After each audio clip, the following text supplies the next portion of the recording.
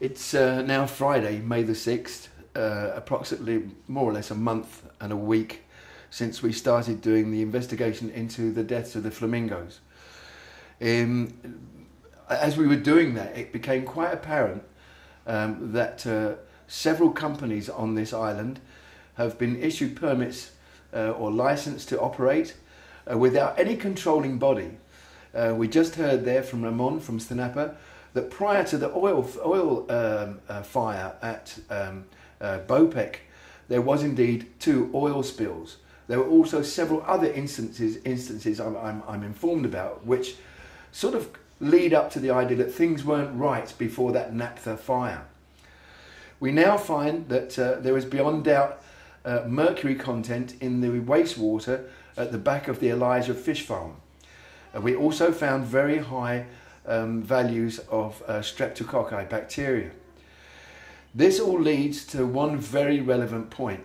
How long will we allow industries to grow without control and without any consideration for the environment that they are so generously given to work in?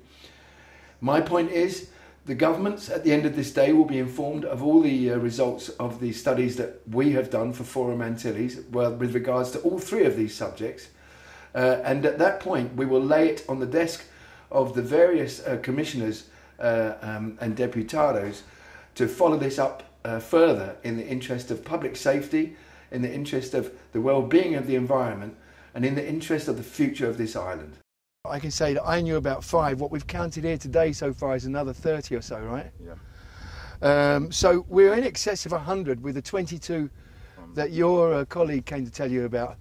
And that's really quite drastic figures. That's incredible. Have you ever seen anything like that before, Kenneth? Not in my entire life. I mean, there are other salinias where there are wires. In fact, we see the birds down by Lagoon, by the LVV ground. Yeah. I didn't see any birds dead there yet. No, me neither. So that means I think the 2 things that we need to pursue very quickly. First of all is to mark these overhead cables. As we said in the beginning, I think that's the first step. But I'm really starting to agree with you that we should pay a lot more attention to this particular area of water as well. This is called Elijah Fish Farm. It's a joint venture between a company in Curacao and a group from Holland. We grow a fish called cobia. Cobia is endemic to Bonaire, so it's found locally in the waters of the Caribbean, but not very much. You see it more in Aruba. Animals just got fed again. Right, and this is their feed, right? Usually we feed them for about 20 hours and then they don't eat for about 4 hours. So I just got here about half an hour ago and I fed them, and that's why they're a little aggressive. So they're going to eat. Well, what is this food stuff, by the way? It is one of the biggest problems with agriculture is that you use one type of protein to make another type of protein. So it does have a certain amount of fish meal in it. Okay. So the way you would buy dog food or cat food, we buy fish food. We get our feed from a company called Nutreco or Spreading in Europe, and they're supposed to have, but who doesn't now, an environmentally friendly message that they get their protein from sustainable source. The idea is to get the animals to about 2 kilos after 7 months. So after 7 months, we'll start selling that fish locally in Bonaire and in Curacao. It'll be sold whole fish, fresh, on ice. Our water comes in from a well. Okay. The groundwater well here. Yes. It's close to salt water. This is a saltwater fish. Okay. The salinity in the ocean is 37 parts salinity. This is 27.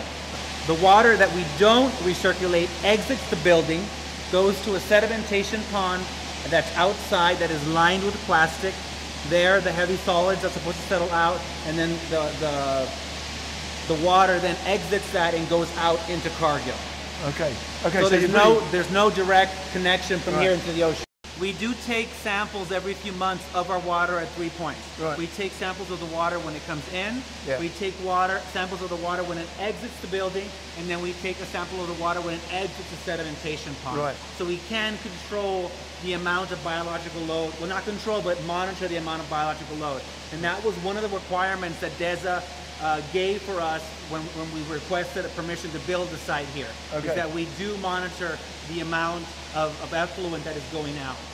What would you're here, I guess, pretty much every day. Right. Have you seen something in the flight pattern Have you any idea why they wouldn't go to that water over the back? They do. They do. They do. They do. They do. Okay. I had my wife's relative from Holland was here a few months ago. Yeah.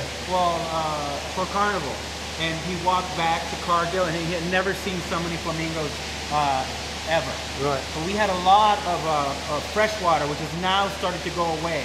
Right. So since February, we have had a lot of evaporation, so we don't see as many flamingos anymore.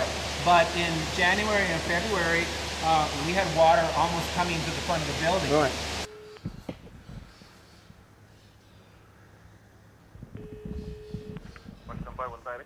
Bontari, could I speak to Ramon, please? This is Sean from Forum Antilles. Fine. Ramon, I wondered two things. Whether you could tell me whether you had any luck finding the documents you said you would look for last week?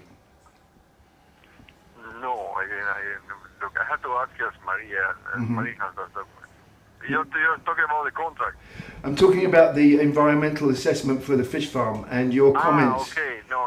Yeah, no, that's I should have it. I had to ask Frank. I will call him now. He's still in the office. Now, by now you must have seen the film, and you must be aware of the fact that there was a very high bacterial content in that water, and also a high mercury content has now showed itself as well. Could you tell me what Snapper's going to do about that, Ramon? What's a high level of bacteria and what else you say, methane? Mercury. Mercury. Well, they do have a permit. This is the stupid thing. They're not doing anything that there was not in the environmental impact assessment. All these things that they're doing with the secondary treatment, they were there. We questioned that. They couldn't answer the question. Yet they got the permit to do that. So it's nothing we can do. So it's out of your hands, really. Snapper can do nothing. Yeah, well, it's not only a Sinapa that question it. The government, Frank Maslow, also questioned the level of bacterial and nutrients in the water. We didn't talk about the heavy metal at that time because we didn't thought that in the food we have heavy metals. Okay, so the colony forming units were in excess of 2,400 per 100 centilitres, which is indeed a biohazard by anybody's standard. And the mercury levels were 0.2526. I will send those to you, so you've got those. I believe somebody should do some secondary testing. And absolutely. That we can do. That we can promote. Okay. I heard from an independent source just recently that prior to the fire at Bopec, there were 2 minor oil spills and also a minor crisis with a blowback. Have you been informed about any of that? Are you aware of any of that? Yeah, actually, I wrote the report of the first or second. I don't know which order was oil spill. Who did you? I was there in September 6th, which was 2 days before the burn. Yeah. Fire. Yeah, right. I called Rose Santiago. Rose Santiago told me that it was minor. Right. But then seems like it was not that minor. So the day after September 6th, I went there with Joseph Van Brusso. Okay.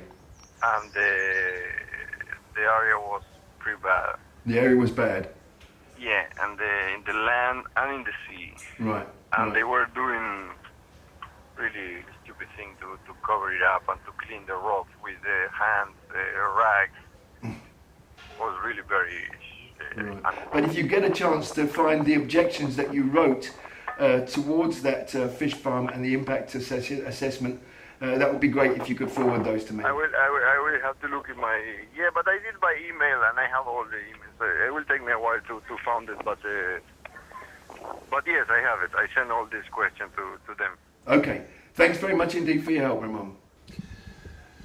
On an island that's based its future on the value of its biodiversity, on the value of its coral, its fish life, and its rich abundance of marine creatures, we now find ourselves, over 4 years after Forum Antilles first highlighted the problem with the wastewater situation, faced with the MPA management in Bonaire, an IUCN study to evaluate the value of those very things which I just mentioned.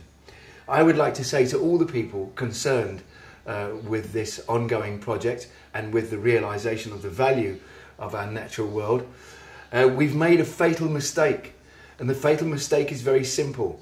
We've created an economy which is dollar dependent. We've created a population which is swinging on the future growth of tourism without at any point taking a real assessment of the damage that we've already done. Now, 4 years later, where we already have the groundwater poisoned and leaching into the coastline, where we already have a depletion of fish species which is chronic and will affect the value of our coral and our tourism, we ask ourselves the complicated question, how valuable is our coral? Talking to the manager of Elijah Fish Farms there, everything seems quite safe. Unfortunately, we know now from our own tests that the streptococci levels are well in excess of anything that will be allowed anywhere else in the world. And also added to this now, we have trace elements of mercury. Methyl mercury is extremely volatile, extremely dangerous. And one of the side effects of mercury poisoning is that the birds, especially in bird life, is a loss of motor movements, a loss of control of their muscles, a blurredness of vision, and a general sort of loss of balance, which could certainly explain why those birds may be flying into the cables. Now, I'm not saying that this is the absolute answer. What I am saying is this is as far as Forum Antilles can go with our research. It's now up to the authorities to find out, and I urge them to do it at the earliest date possible. If we're wrong, well, we're wrong. Either way, one has to be aware of this.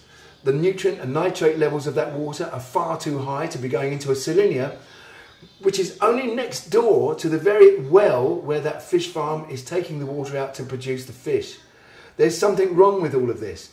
I don't think it's right, and I think it's on the government's shoulders to do something about it. Prove us wrong, please, but do something about it as soon as you can.